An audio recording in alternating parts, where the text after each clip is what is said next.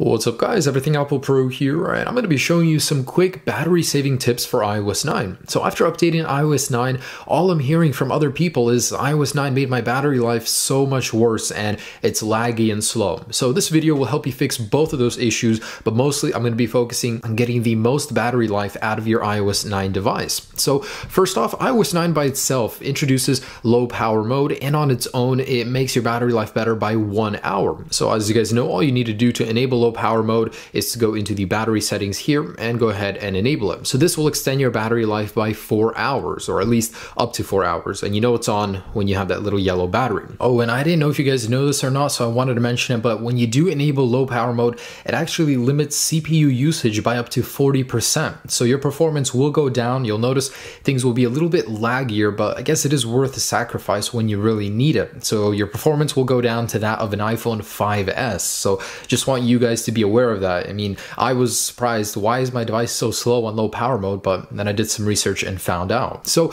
besides this, what can you do to extend your battery? And surprisingly, there is so much. So I'm going to be showing you everything I know about how to make your battery life better. Whether or not you want to go ahead and enable these features or disable them, that's up to you, because some of these do cripple your device a little bit, but I'm going to be showing you from most extreme to least extreme right now. So first off, of course, low power mode, you can go ahead and enable that, but there's so much more you can do. So probably the biggest feature that has the biggest impact on battery life is the background app refresh. So this is where your background applications keep refreshing, and they use your processing power and battery life to go ahead and do so. So if you don't need certain ones, disable them, but I just keep it off because when I go into an application, I go there to refresh it, to check what's up. I don't always need these guys to be refreshing in the background. Next, I want you guys to go into your notifications and go on a diet here. Everything that you don't need, like Game Center, I haven't used this in years. I'm gonna go ahead and disable that. I don't know why Tips is here. All of this stuff is just draining your battery life, giving you notifications you don't need.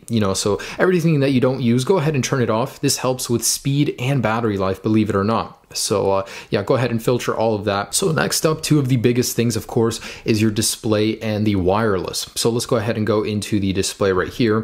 First off, I want you guys to disable auto brightness. Usually I keep my brightness at about halfway. That's a good happy medium between too extreme down here and way too bright. Of course, it doesn't blind your eyes too. So around halfway, but I'm gonna, for the sake of this video, keep it right there. Auto brightness is good to turn off because it's not constantly adjusting to where you're at. Next is to go into your control center. If this is on, you're wasting a ton of battery life for no reason. Also, turn off Bluetooth and Wi-Fi when you don't need it, but use Wi-Fi when you're at home. If you don't have access to a battery charger, using Wi-Fi instead of LTE or data will extend your battery life greatly. And we're going to go into the handoff and suggested apps. Now, if you don't have a Mac computer, first off, your handoff should be off, because the only reason you have it is to communicate with your Mac computer with an iPad and pick up where you left off. Also, suggested apps, I would turn this off as well if you don't need it. What that is basically on your lock screen, whenever you're near a Starbucks or Bank of America and you have that app on your device, it'll actually pop it up right here based on your location. You can slide up and open up in that application. I think it's a little bit pointless, but it could be convenient for some, so I prefer to keep that off. Next, let's go into the App Store and iTunes stores. In here, disable automatic updates. And if suggested apps is on, I would turn this off right here as well. So that way you'll save a lot of processing power by not running tasks in the background, and battery life as well, and maybe even data. All right, next let's go into settings and privacy, and there's quite a bit in here, but first off, let's start with motion and fitness.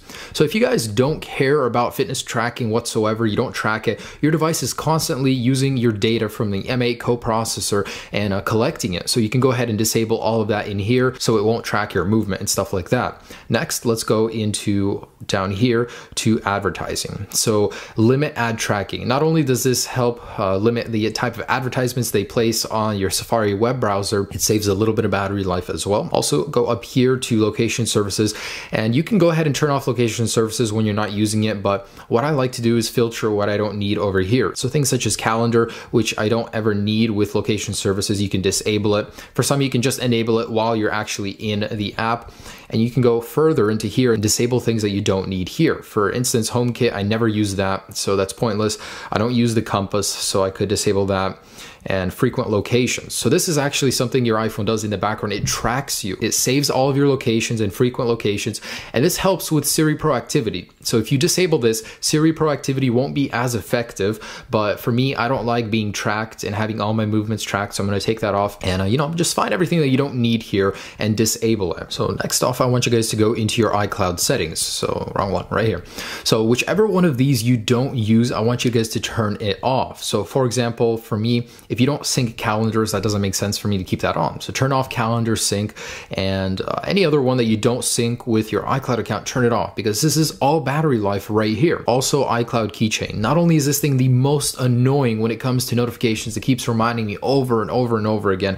I like to keep this off overall because I don't use it, and this does help with battery life just a little bit. All right, so for the last one, in mail, contacts, and calendars, let's go ahead and disable push. So turn push off. So this means you'll have to manually go into the mail application to refresh for your mail. So that way it's not constantly searching. Of course, if you work at a very important job where you constantly need to check your email, don't do this. But for me, email is not that important. So it's just a waste of battery life to keep that on. So overall, these are the most effective things you can do to keep your battery life up. Now, this isn't where I'm going to stop though. I'm going to be showing you every little thing. What if you need that extra little bit of juice? You're out in the forest all alone and you just need that extra little bit of battery life. Well, I'm going to be showing you the last few things that could extend your battery life by the few minutes when you need them the most. So first off, airplane mode. When you're not using it, when you don't have data, turn on airplane mode. It'll limit the cellular searching for service and communications, and that will save some battery life as well. Also go into sounds right here and disable vibrate. So this will disable the vibration motor,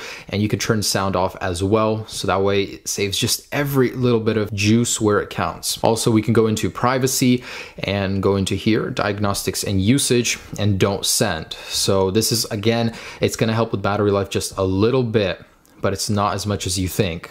So it doesn't push all the data to the developers. In here, of course, make sure this is on. Also go into location services and just disable it altogether. All right, and then let's go into general, accessibility, and there are two things here you can do to increase battery life. First off, increase contrast. So this will actually reduce transparency. It'll make your device a little bit faster, but it will look a little bit different. Things will be darker overall. Then let's go into reduce motion, and this will reduce that parallax effect on your home screen. So you'll no longer get fancy animations and stuff like that, but it will make your device a lot quicker. Also, this one I wouldn't really recommend, but if you absolutely need to, you can disable Amber Alerts and emergency alerts down here so you won't get those pushed out to you, and it will help just a little bit with battery life. And then we can go into general, spotlight search, and disable Siri suggestions and all of this stuff right here. So this will actually help a lot with the speed of your device and a little bit with the battery life. And again, this stuff is just extreme, when you really need the battery life. Also, we can go down to date and time and disable set automatically. So this is now set manually.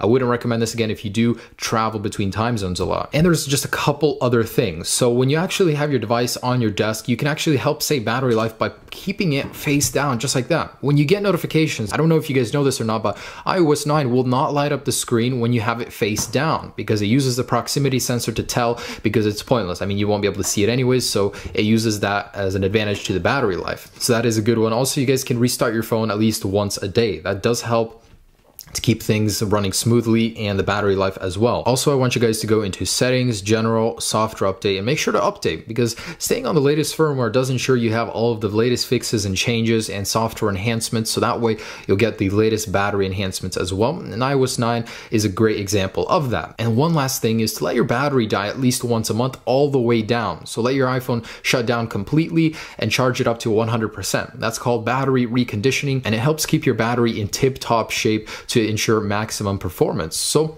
that's it, guys. That is how to get the most battery life out of iOS 9. Of course, I showed you to the most extremes, but if you actually pick and choose which one you need in this video, you can get the most performance without crippling your device. And overall, I found that even without doing any of those, iOS 9 greatly improves the battery life, and I was very happy with it. iOS 9.1 is coming very soon, and it will further help with speed and battery enhancements, and I cannot wait for that. So thanks for watching this video. Hopefully I did help you preserve your battery life, maybe even save your life. You can thank me later. Have a great day, guys. Enjoy the great battery life on iOS 9. Peace.